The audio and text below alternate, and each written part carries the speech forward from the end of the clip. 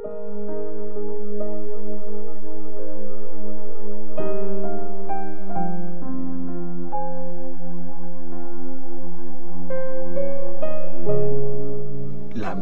chapter 3. Parusa, pagsisisi at pag-asa. Naranasan ko na kung paano maghihirap ng dahil sa parusa ng Diyos. Tinaboy niya ako at dinala sa lugar ng matinding kadiliman. Walang awa niya akong binugbog. Paulit-ulit niya akong pinahirapan buong araw. Sinugatan niya ang buong katawan ko at binali niya ang mga buto ko. Pinihag niya ako at kinulong sa kalungkutan at pagdurusa. Pinabayaan niya akong tumira sa kadiliman, gaya ng isang matagal ng patay. Pinaliputan niya ako ng pader para di makatakas. Kinabitan niya ako ng mabigat na kadena. Tumawag ako at humingi ng tulong, pero ayaw niyang pakinggan ang prayer ko. Hinarangan niya ng mga bato ang aking nilalakaran. Ginawa niyang liko ang aking daan. Parang bear, inaabangan niya ako. Parang isang layon na nagtatago. Hinabol niya ako at niluray-luray. Tapos, iniwan niya ako nakahandusay. Tinutok niya sa akin ang kanyang pana. Ginawa niya akong target ng mga araw niya. Tinamaan ako ng mga araw niya, tagos hanggang sa puso ko. Naging katatawanan ako ng lahat ng mga tao. Buong araw, iniinsulto nila ako. Pinuno niya ako ng kapaitan. Ang pinatikim niya sa akin ay kalungkutan. Sinubsob niya ang mukha ko sa lupa. Pinanguya niya ako ng mga bato. Ang kapayapaan ko ay nawala na. Nakalimutan ko na kung paano maging masaya. Kaya sinabi ko, wala na ang lakas ko. Wala na din ang pag-asa ko kay Lord. Pag naaalala ang paghihirap at kabiguan ko, singpait yun ang lason at abdo. Lagi kong iniisip yun at sobra akong nalulungkot. Pero bumabalik ang pag-asa ko sa tuwing naaalala ko ito. Ang wagas na pag-ibig ni Lord ay di natatapos. Ang awa niya ay hindi nauubos.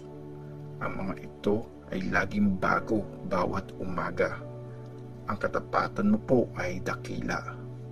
Si Lord ang lahat sa akin, kaya nasa Kanya ang aking pag-asa. Mabuti si Lord sa mga nagtitiwala sa Kanya, sa mga taong humahanap sa Kanya.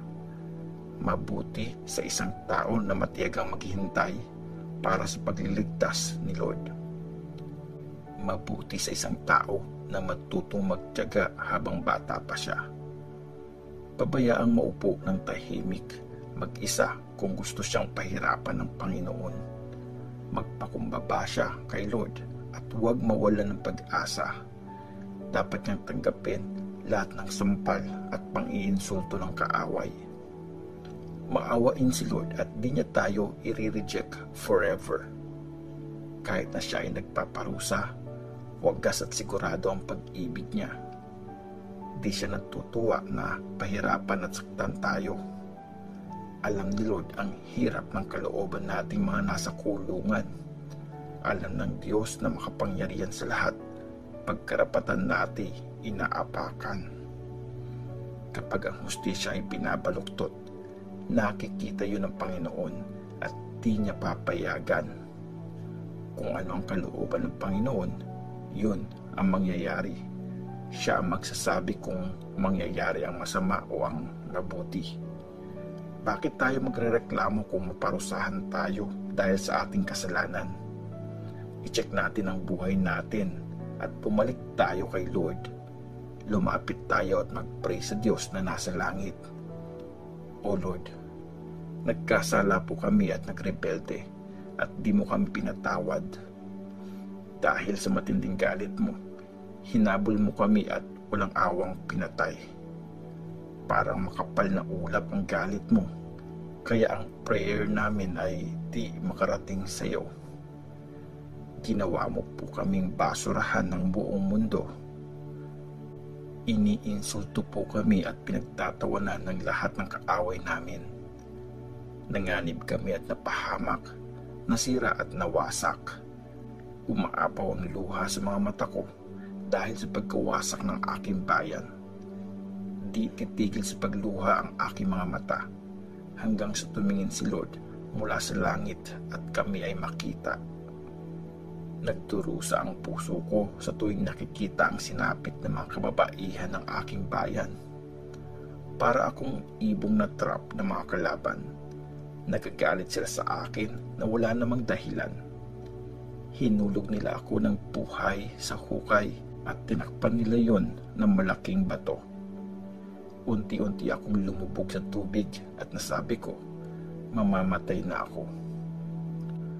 Mula sa hukay, tumawag ako sa iyo, Lord, narinig mo po ang pakiusap ko. Huwag mo pong takpan ang tenga mo. Pakinggan mo at tulungan mo po ako. Sinagot mo po ako nung tumawag ako at sinabi mong huwag kang matakot. Tinulungan mo po ako, O Lord, at niligtas ang buhay ko. O Lord, mga maling ginawa sa akin, nakikita mo po. Sa matuwid mong hatol, itama mo po ito.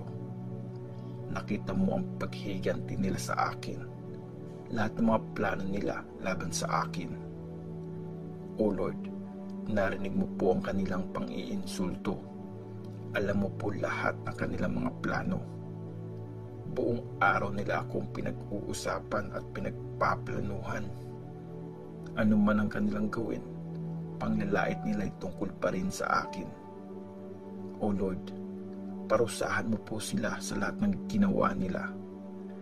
Isumpa niyo sila at pahirapan. Habulin niyo sila at purahin sa ibabaw ng lupa.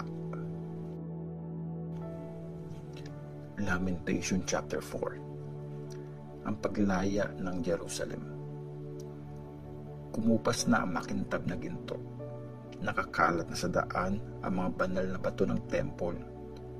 Mga kalalakihan ng Zion, higit pa sa mga mamahaling gold ang katumbas. Pero ngayon, mga ordinaryong palayok na lang kung ituring sila. Kahit ang asong gubat ay nagpapasuso ng kanyang mga anak, pero naging malupit ang aking bayan para mga wild na ostrich na pinabayaan ang anak nila. Hinayaan nilang magutom at mamatay ang mga baby nila. Humihingi ng pagkain ng mga bata pero walang nagbibigay sa kanila. Yung mga dating sagana sa pagkain, ngayon nasa daan at namamatay na sa gutom. Yung mga dating mayayaman, ngayon nangangalkal na ng basura para may makain. Ang parusa sa bayan ko, mas grabe kesa sa Sodom. Winasak ng Diyos sa ilang saglit lang. Dati, ang mga leaders namin ay matuwid at kasimputi ng snow. Malalakas, masasigla at malulusog. Ngayon, nakahandusay sila sa mga daan. Di na makilala sa itim na mukha nila. Kulubot na ang mga balat na parang kahoy at dumikit na sa mga buto nila. Mas mabuti pa yung mga namatay sa gera kesa sa mga namatay sa gutom. Unti-unti silang namamatay dahil walang makain. Sobrang nakakatakot ang sinapit ng aking bayan. Mga mapagmahal na ina, sariling mga anak ang niluluto at kinakain nila. Pinuhos ni Lord ang matinding galit niya. Sinunog niya ang Zion. Lahat ng mga pundasyon nito ay naging abo. Walang sinumang hari sa mundong ito ang nag-akala na mapapasok ng kaaway ang mga gate ng Jerusalem. Pero nangyari ito dahil sa kasalanan ng mga prophet at ng mga priest. Pinatay nila ang mga walang kasalanan. Nagpagala-gala sa daan ang mga leaders na para mga bulag. Nadungisan sila ng dugo, kaya walang lumalapit sa kanila. Sumisigaw ang mga tao, "Lumayo kayo, marumi kayo, huwag kayong lalapit sa amin." Kaya nagpagala-gala sila sa mga bansa. Wala ni isang tumatanggap sa kanila. Wala nang pakialam si Lord sa kanila. Siya mismo ang nagpakalat sa kanila. Sa mga priest namin at mga leaders, wala nang gumagalang. Wala nang rumirespeto. Nanlabo na ang mata namin sa kakahintay sa pinangakong tulong na di naman dumarating. Naghihintay kami sa tulong ng isang bansa, pero sa kalagayan namin, wala namang magawa. Nakapantay ang kaaway sa amin na hindi kami makalakad sa kalsada. Bilang na mga araw namin, dumating na ang aming katapusan. Hinabol kami ng mga kaaway. Mas mabilis pa sila sa mga agila. Hinabol nila kami sa mga bundok. Kahit sa mga desert, nakaabang din sila. Pinihag nila ang aming hari na pinili ni Lord, ang taong ini-expect namin na magtatanggol sa amin laban sa mga kaaway. Matuwa kayo, mga taga-Edom at taga-Uz. Magsaya kayo habang kaya nyo pa. Malapit na din kayo mawasak at malalagay din kayo sa kahihiyan. Pinagbayaran na ng Zion ang kanyang kasalanan, kaya palalayain na siya ni Lord sa pagkabihag. Pero paparusahan ni Lord ang mga taga-Edom at i-expose niya ang mga kasalanan nila.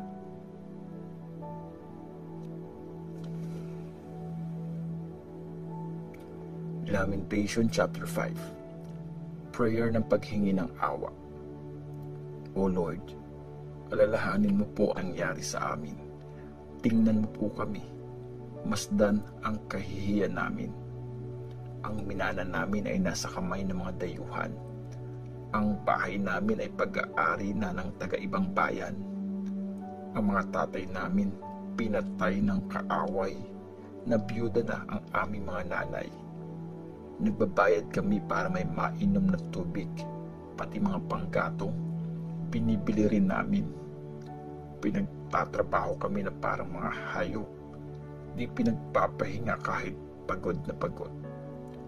Nakipagkasundo kami sa Egypt at Assyria para lang magkaroon ng sapat na pagkain. Nagkasala ang mga ancestors namin, pero ngayon wala na sila.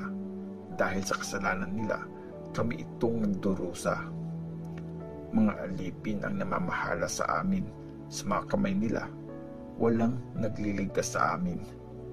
Sa paghahanap ng pagkain, kamatayan ang kinakaharap, kasi ang mga masasama sa desert ay laganap. Dahil sa matinding gutom, kami nilalagnat. Parang nasa pugon, pakiramdam naming lahat. Sa mismong Mount Zion, mga asawa namin ni-rape nila. Sa mga bayan ng Juda, pinagsamantalahan pati aming mga dalaga. Ang mga leaders namin ay kinapos at binitin. Di na rin respeto ang matatanda sa amin. Aming mga kabataan, parang aliping pinagtrabaho sa gilingan. Mga batang lalaki, kigewang-gewang dahil sa mga kahoy na pasan.